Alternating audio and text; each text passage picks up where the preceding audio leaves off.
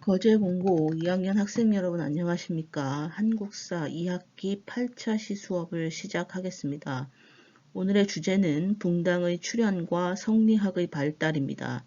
교과서 134, 136, 137페이지에서 관련 내용을 확인해 볼 수 있으니 교과서를 옆에 두고 먼저 읽어본 후에 영상을 시청하기 바랍니다. 그럼 시작하겠습니다.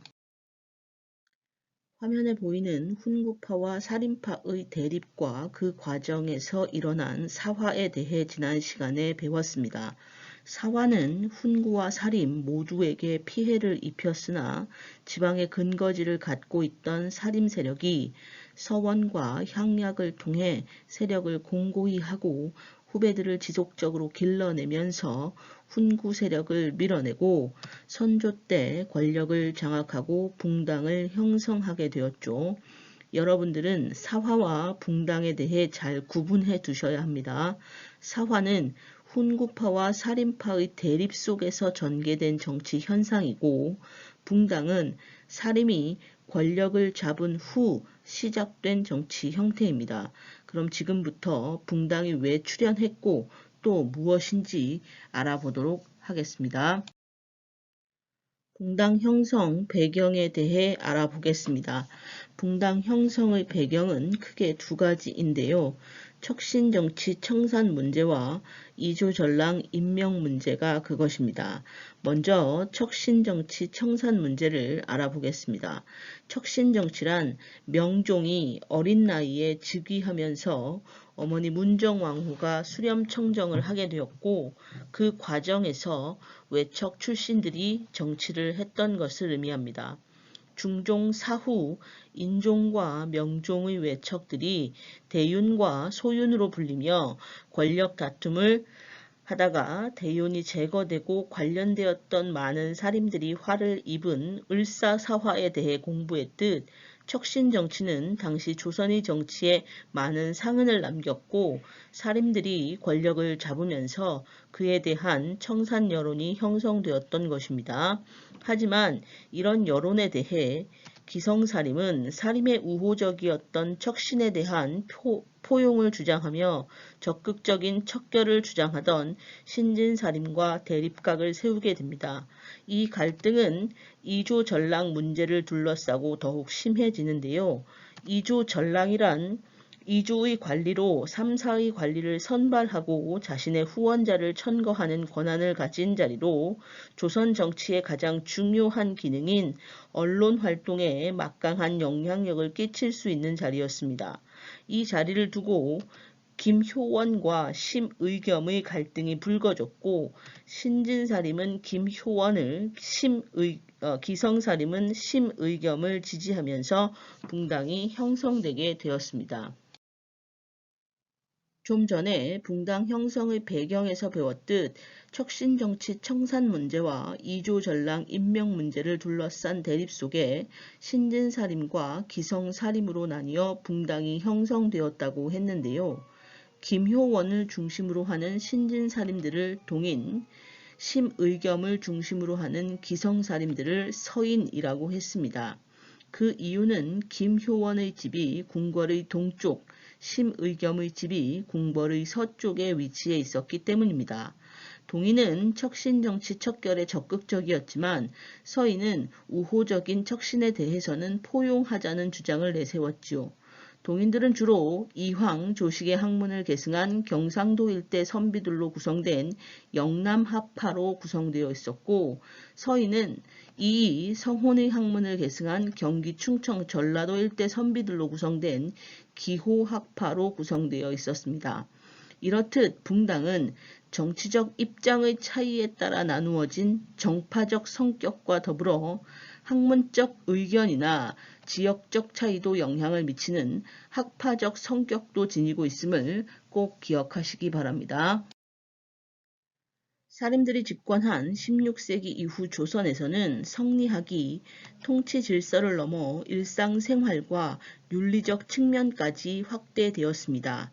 그 이유는 훈구파의 경우 현실에 맞춰 다양한 학문을 수용하였지만 살인파는 성리학 이념을 일상생활에까지 확대해 성리학 이상국가를 만들고자 했기 때문입니다.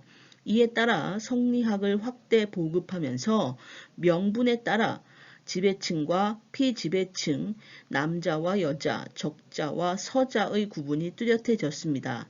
특히 이전까지만 해도 재산을 상속할 때 자녀들에게 균등하게 분배하던 것이 제사를 모시는 아들, 특히 장자 위주로 분배되는 변화가 나타나게 되었습니다.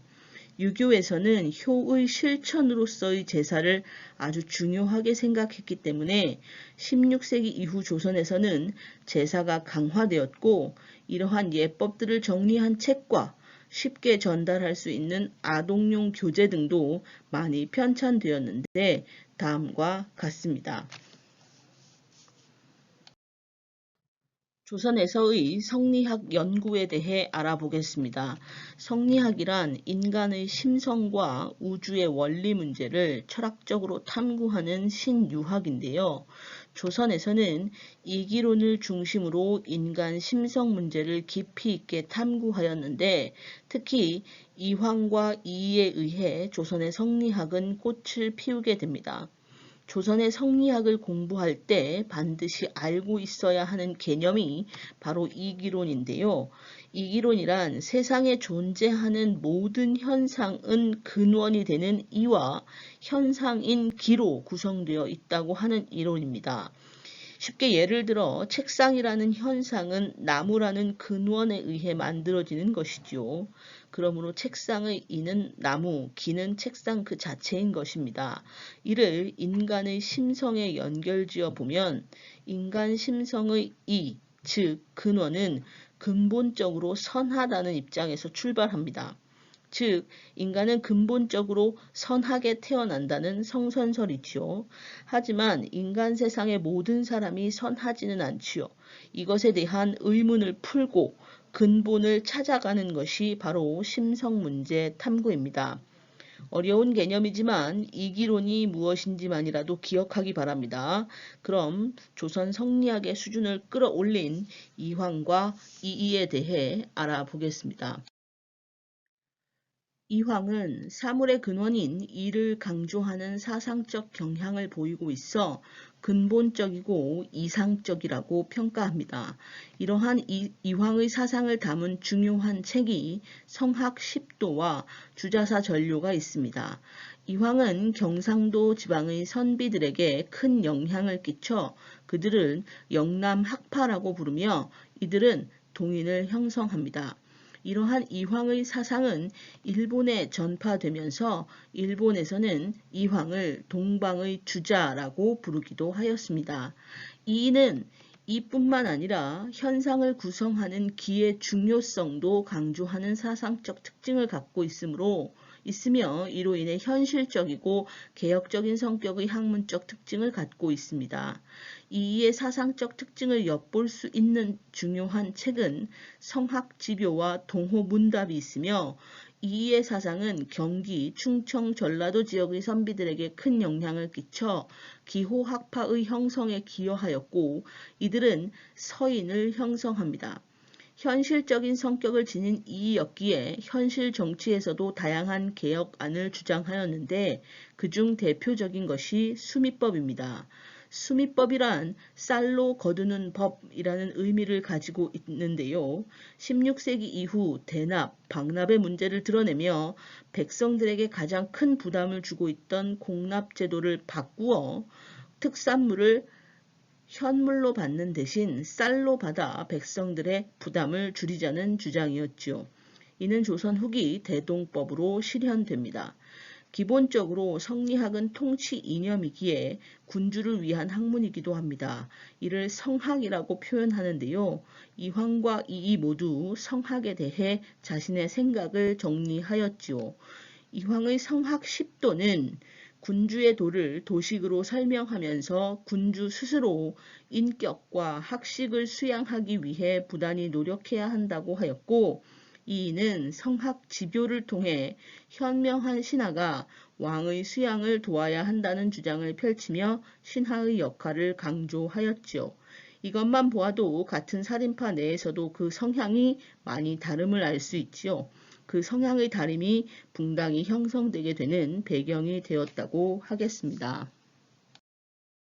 이상으로 붕당의 출현과 성리학의 발달에 대한 수업을 마치겠습니다. 출석 확인은 첨부된 설문지를 작성하여 수업 당일 오후 10시까지 제출하는 것으로 하겠습니다.